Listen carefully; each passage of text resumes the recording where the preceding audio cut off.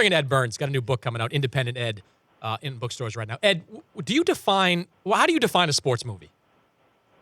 I was just listening to you guys. I think I'm with you. I kind of, Hoosiers goes down as my number one sports movie, followed by probably the first Rocky.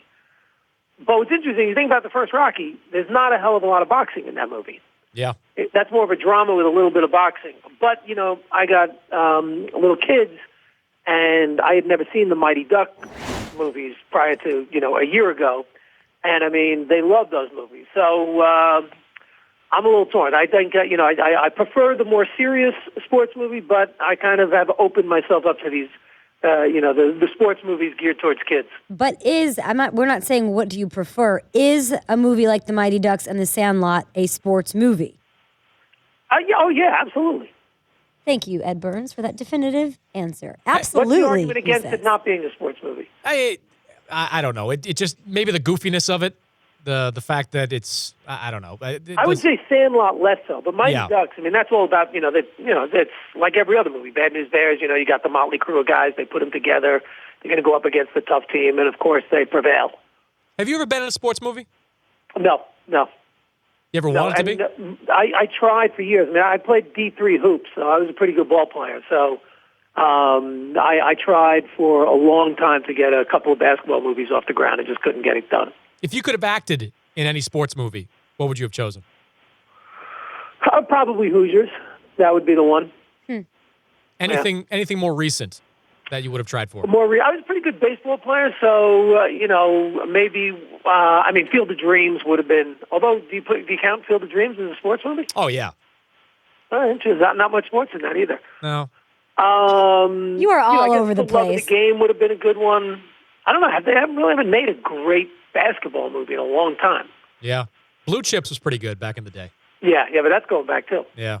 He's Ed Burns, actor, screenwriter, now author. His new book is called Independent Ed. Ed joins us here on the show. Are you in the new Entourage movie? I am not, no. But I saw the trailer, and it looks fantastic. How many people know you as the guy that created Five Towns? It's funny. If you're basically under the age of, I don't know, let's say 28, 29, you have no idea who I am other than the guy who created Five Towns. Maybe some of those folks saw 27 Dresses and they know me as the haircut in that movie. I think you're right because, I'm 35 and I grew up, and we were talking about this before the show. I loved Brothers McMullen. I loved She's the One. All those movies I grew up with, and they were fantastic. But I think you're right. There's so many people that I bet if they mentioned Ed Burns, they're probably going to talk like Johnny Drama and say, Eddie Burns, what's up? Yeah. Oh, no, definitely. All the kids, look, that generation loved that show. So without a doubt, that's where they know me from. What's the movie role that you just missed out on?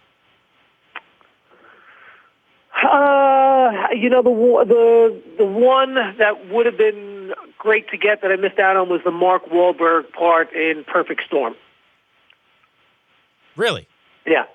How did you audition for it? I take it, or no. I was shooting a movie called 15 Minutes at the time, and apparently they liked me for the role. I was supposed to do a meeting, but I was unavailable for the meeting, and they just, as you do, they just sort of move off you. When you see a movie like that take off, and you know how close you were to being in it, do you kick yourself? What's the reaction?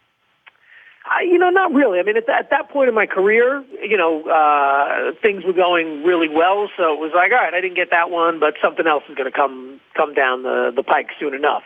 It's only later on when, after you have a couple of bombs under your belt and your career, hits the skids, that you think, oh, shit, I probably could have said that, but you say, would have been great had I gotten that role in Perfect Storm, because that would have set me on a different course, Yeah. Ed Burns hanging out with us here on the DP Show. You're a big Knicks fan. You live here in New York City. Let's say you're directing a movie about the New York Knicks season this year. What are you calling it?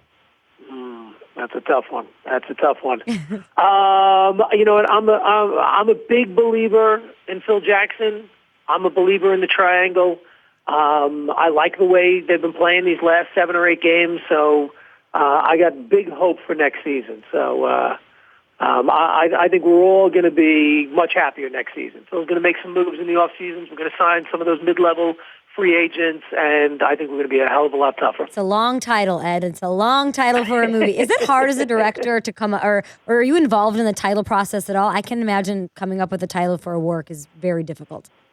It is tough. Sometimes the titles come right to you. Like, I remember the Brothers McMullen. I was walking through the subway, and there was a play on Broadway in the early 90s by Wendy Wasserstein. Wasserstein? I forget. But it was called The Sisters Rosenzweig. And I saw that poster, and I said, I got the title of my movie now. Ed, I got to check you on this. I mean, your faith in the Knicks is fine, but it seems like blind faith to me. What gives you real faith in Phil Jackson? There's the title, Blind Faith. Blind Faith. There you go. We got it. 11 rings. What more faith do you need? As a coach, though, Ed.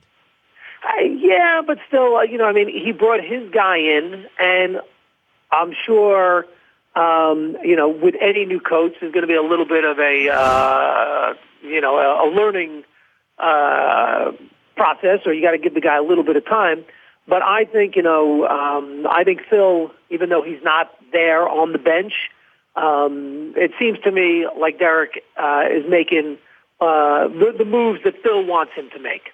And also, you got to cut the team a little slack.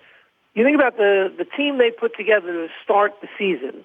On paper, all Knicks fans thought we were going to be a hell of a lot better. And then 3 out of our 5 best guys are on the bench to start the season. Jose's on the bench, who we bring in, obviously, for the Tyson Chandler trade. JR is on the bench. He's hurt. And who else am I forgetting that went down early? Amari, and also, the big bust. What's his face? Bargnani. Big bust. But 4 out of your 6 top guys are sitting on the bench with injuries. What team could win like that? Ed, God love you. I'm a huge fan of you, but that's ridiculous. This team could have had every single player healthy, and they still would have less than 20 wins. Oh, no. Get the hell out of here. So what is it that they need? Who do they need to add to Melo to make it work? Well, here's my question for you, Ed. Would you have re-signed Carmelo? Absolutely. Why? Absolutely. Look, how many guys are there like Melo in the league? There are only, 5 superstars at that level. And I know people were knocking Melo last year, but, look at what he averaged. And he averaged 9 boards. You can't say a guy isn't busting his ass when he's grabbing 9 rebounds a game. I think he out-rebounded Tyson Chandler last year. I don't know how you argue against that. And the other thing is, Melo, while he's played for the Knicks, has he ever had a real point guard? A guy who could draw the D towards him, penetrate and dish, create some shots for Melo where Melo didn't have to create his own shots. He's never had that. So just imagine if we had a guy at Chris Paul's level. What do you think Melo's game would be like then? God love Knicks fans. I get it all on Twitter all the time, Ed. You guys are Blind the faith, most baby. unflinchingly faithful fans. We know the game. We know the You game. haven't won a championship in 40 years. We had some injuries. We're hurting now, but we're going to turn it around. Ed, you've got a new book out called Independent Ed, Inside a Career of Big Movies, Little Movies, and the Best 12 Days of My Life. Tell us a little bit about that. Well, the first 2 chapters are all about the Knicks. No, it's a look at, over the course of 20 years in the indie film world, I've made 11 feature films. And, 5 of them were, pretty successful, and 6 of them were complete disasters. And it's kind of a roadmap for anyone who's in film school or anyone who ever dreamed of wanting to make an independent film and still wants to, because I tell all the stories and the how-tos of, how I made the films that work, but then also all the cautionary tales about where I made mistakes and the things I didn't do so well, which maybe caused some of those other films to fail. Good to visit with you, Ed. Appreciate the time. Big fan of your work, and looking forward to reading the book.